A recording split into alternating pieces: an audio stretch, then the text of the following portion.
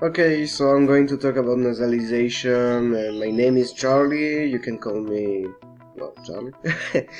And well, let's get started. So, what is nasalization? It's a sound that you found in phonology. I mean, phonology is the study of sounds, and it's what helps us to identify what are the way of producing a sound. So nasalization or nasal sound are produced by the nose, and well, that is almost everything. You find it more with the phoneme N, M, or G. Let's see, when in words, in sentences, or in speech.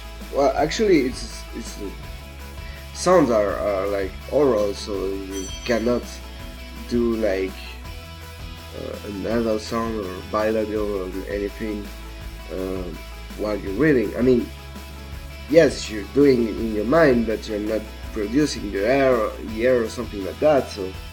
So it's when you speak that you can identify the sound. Where I mean, which languages? Well, almost every languages: English, French, Portuguese, Spanish, and that kind of languages. But the funny thing is that Korean language are no nasal sounds. It looks like, I mean, it's difficult to imagine languages that are as no nasal sounds.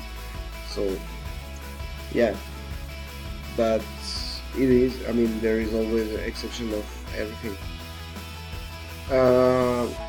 So nasal sounds or nasalization are words that as the nasal sound. Actually, nasalization could be also when you're transforming a phoneme on a nasal sound, but mostly nasal sounds are like N, G, and M sometimes.